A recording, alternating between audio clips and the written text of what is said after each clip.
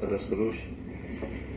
As you know, last week we had a preliminary exposition of the kind of conceptual framework we want to develop to see what are the problems of modernity faced by Muslims. And essentially, last week Dr. Soroush discussed some of the ideas of Al-Ghazali, which relate to the question of attitude towards fiqh and fuqaha. So this week we hope to take this discussion further, inshallah. Please. Okay, thank you, Brother Zal. Bismillahirrahmanirrahim. Assalamu alaikum wa rahmatullahi.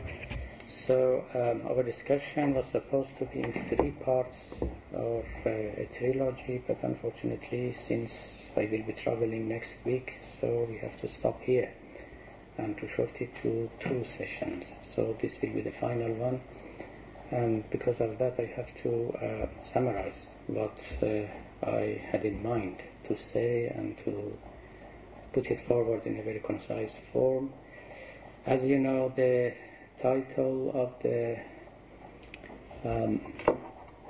talk was Religion and the Challenges of the Modern Time, or Challenges of Modernity. In order to tackle the challenges, we had to have a clear conception of 2 important things. Number 1, religion itself, and number 2, modernity, in order to come to the relationship between the 2 and the varieties of connection that they can have. Now, as far as religion is concerned, we had a fairly lengthy discussion last time, and what I presented basically was this: that religion, especially Islam, which is our model of religion, is a 3-layered structure. At the core you have got the experience, the religious experience, the esoteric experience, and then you have got 2 protective belts which are like shells around a kernel. And the first protective belt is called ethics or morality, and the second is Sharia or fiqh, the law. This is the structure of religion. Of course, in Judaism, more or less we have got the same structure, but in Christianity I call it a bare religion, because the shell there is very thin, or perhaps next to nothing, and you don't have any shell. You have got the kernel, you have got the core, and of course you have got a thin layer of morality, but no law virtually. And this absence of law is quite conscious. I mean, there is a philosophy behind it. It was not out of neglect or ignorance on the part of the pioneers or the prophet of that religion, but there was a philosophy behind it. And as you know, as far as Christianity itself is concerned, or perhaps the teachings of Christ, according to Christians, he didn't like Sharia, he didn't like law, and he thought that perhaps the written law is a cause of alienation, and so the law should be in heart rather than on paper, rather than in books, or to be imposed from above on people. So this legalism, according to Christianity, should be avoided. Anyway, there you have got a 2-layered structure, but here Islam, which has got a lot of similarities with Judaism and has taken a lot from Judaism in terms of law, we have got a 3-layered structure.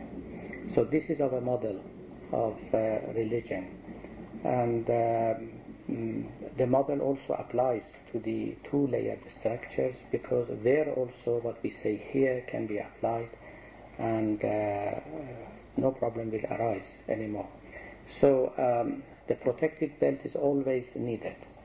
You have it and you must have it. Even in Buddhism, there you have got no deity, no divinity, as you know, but the religious experience is at the core.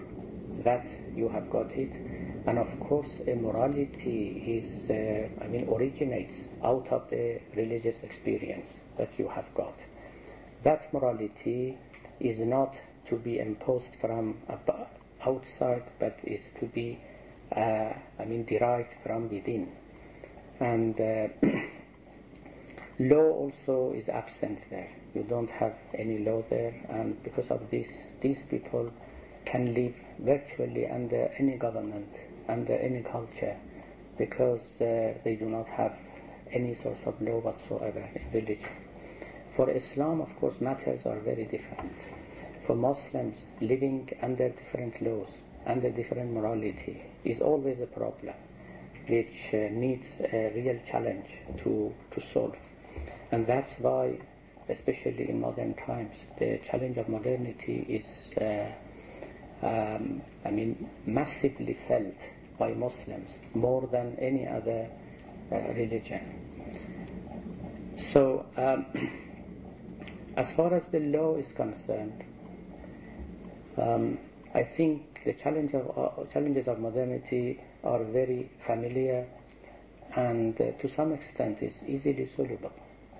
I mean, for the people for whom religion is reduced or basically and mainly is presented in law, the challenge of modernity can be met very easily and sometimes very bravely according to them. All you have to do is to go to fuqaha, to the experts on Sharia, and ask them different questions about how to live under a different culture, how to deal with other people from other religions, what is licit, what is illicit, what is halal and what is haram. And I think fuqaha are very active in this field, and they are very proud of it, and they think that they can solve all problems.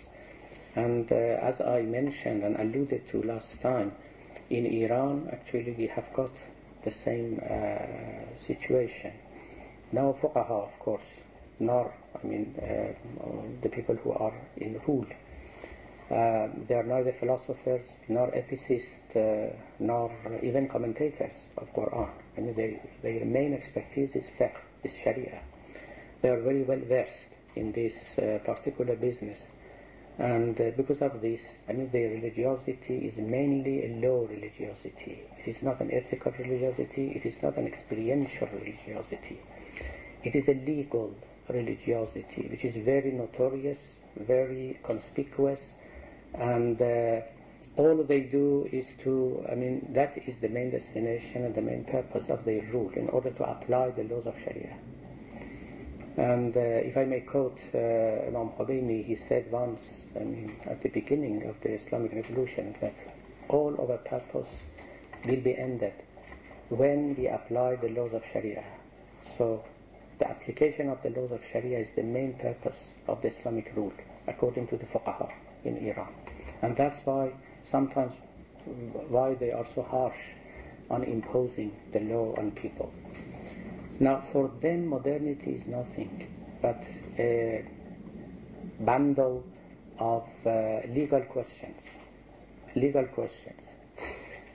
Sometimes very sophisticated legally, and sometimes very simple, but basically they are legal in nature. Even when you go to moon, as I said, travel to moon. So you have got there, a question, how to pray, where to pray to.